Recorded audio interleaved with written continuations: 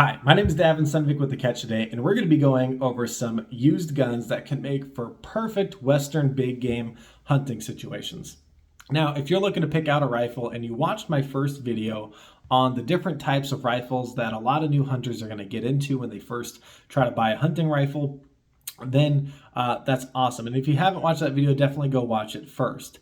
But if you've decided that buying a practical rifle that's used and is tried and true, you're probably on a similar track as I am. Now, I've fired a variety of different types of guns, especially used guns, and I'd like to share my experience with you in order to help you pick out the right gun for you. Because at the end of the day, nobody likes wasting money on guns. But the good news is a lot of these used guns are going to hold their value. So even if you don't like them, you can sell them, get the cash out that you initially invested into it, and simply put that cash into another gun that you're more interested in. That's why I love used guns. And now there are synthetic stocked used guns out there that have already depreciated in value from their new price, and they're going to start holding their price level.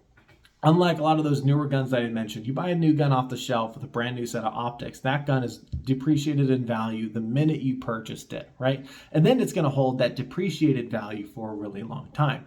Buying a used gun, you already get to buy the discounted depreciation, right? And so, it's not going to depreciate much more beyond that. So that's good news. A couple of calibers I do want to mention right off the bat are going to be the 30-30 Winchester. I think the 30-30 is known as like the OG of like deer hunting cartridges when it comes to like somewhat modern day smokeless powder hunting. Oftentimes the 30-30 was chambered in a lever action gun, just like this Henry. This is an old 22 though, but I got it the same way that most people would get a used hunting rifle, right? Somebody that I know didn't need it anymore and they had it and they actually had gifted it to my wife. So thank you. And it's a pleasure and a joy to shoot. Now, whether you receive a gun from a gift or you buy it, or you inherit it, doesn't matter how you get it. Used guns are just a ton of fun. And I think a 30-30 is going to be one of those popular ones that you just see thrown around all over the place, scattered about, and you'll be able to get your hands on one if you're really looking. Another couple of honorable mentions, though, in the lever action category are going to be 44 Magnum, 44 Marlin, 4570 Government, and then those are going to be a lot of your older cartridges, some of those big bore, slower moving bullets. I'd use those at closer ranges. Compared to that 30-30, that 30-30 could shoot just almost as good as a modern day cartridge, and it's like over 100 years old. But some of those bigger bore, slower moving guns, I'd use at closer ranges personally for hunting, like 200 yards and in, like max, and like even honestly 150 yards is better. But we do have some straight wall cartridges like the 350 Legend and the 450 Bushmaster, which are designed for those states that have specific hunting regulations on straight walled cartridges. And again, those are going to be effective in that 150 to 200 yard range as well. And some of them will be chambered in lever action rifles. So while they might be a lot newer, it's very relevant to have a lever action rifle in this video, especially for that particular topic. Now, I did mention we're talking about Western big game hunting, but a lot of people like to use their guns in other states. And so this could be a very relevant topic for some people who want a gun that can do it all.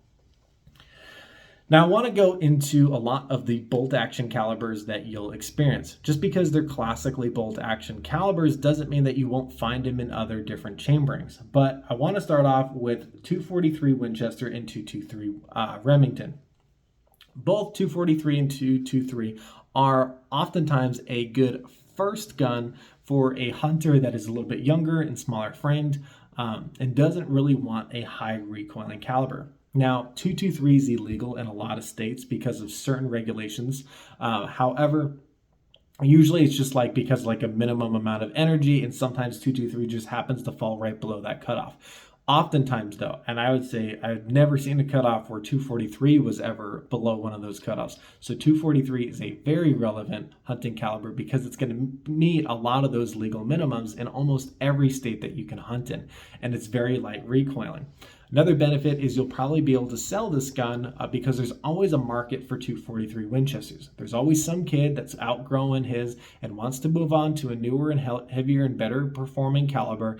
And there's always going to be some kid coming up who simply just can't handle the next couple of calibers that I'm going to mention. So it makes a great gun that's going to hold its value and you can probably find in plenty. Now, the next couple of calibers are probably going to be a lot of those sweet spots. They're going to be really popular for both adults and youths. We're talking about the 270 Winchester and the 308 Win. Both these calibers recoil about the same. They're kind of middle of the road recoiling calibers. They're not necessarily light recoil, but they're not going to break your shoulder either. 270 is going to travel a little bit faster and have some better ballistic performance than 308.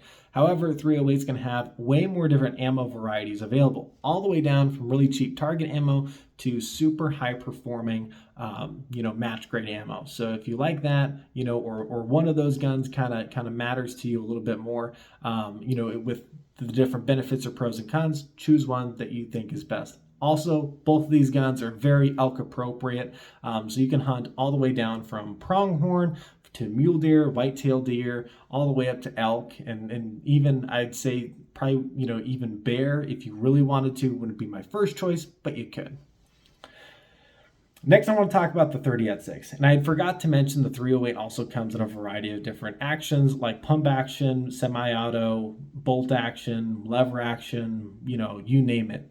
Like whatever action gun you have, you can find it in 308. And same with 30-06. It's just a super versatile round.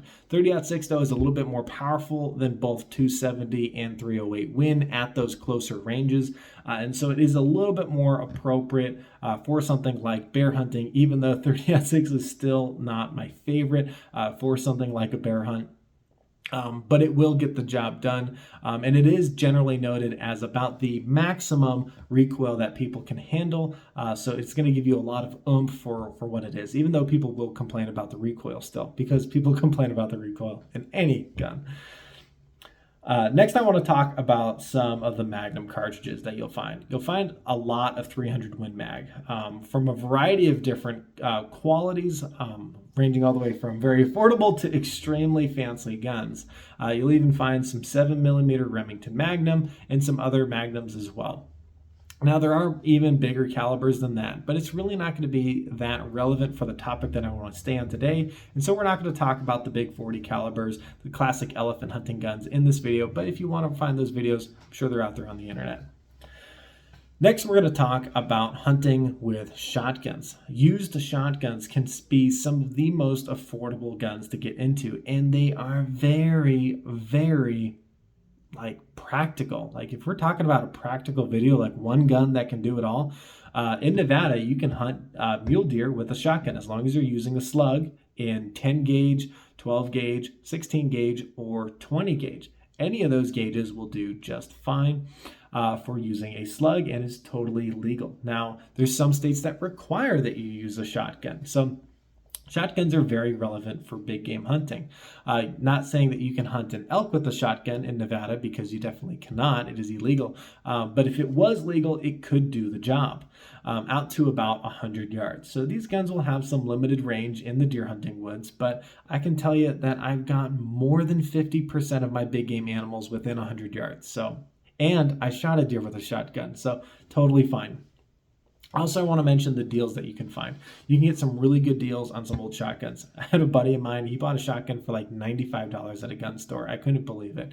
It was an old single shot shotgun and, worked just fine for him. He got into some duck hunting and doves hunting. So, you can shoot any bird that you want to shoot with the shotgun. You can also shoot rabbits. So it's just so dang versatile. So if you really want the maximum versatility, I would not discount a shotgun. Like people talk about the perfect rifle, but then they won't even mention shotguns. If you have the skill of getting close to the animal, suddenly the weapon that you choose is a lot less important. And then there are certain factors to consider, whether or not you can really take a small game animal with a 30-06. It's never going to happen. But you can absolutely, take smaller game with a shotgun just by changing your deer slug down to birdshot. So hopefully this helped you when it comes to picking out used guns. I know I gave you so many options and it probably left you more confused than ever, but just understand that if you're buying a used gun, you're probably in the right direction. Just make sure you look up the reasonable market value of the gun before you buy it, and understand the target market that that gun is designed for and the people that are going to desire it. Both of those will help you understand whether or not the gun is going up in value or down in value, and whether or not it's a worthwhile investment. But chances are, like I said, it's already depreciated in value and it's going to hold its value for a long time, if not even go up in value. So these can be some great investments along the way, even if you don't use them in the hunting woods. So thank you for watching, and leave your comments down below, and I want you to have a great day.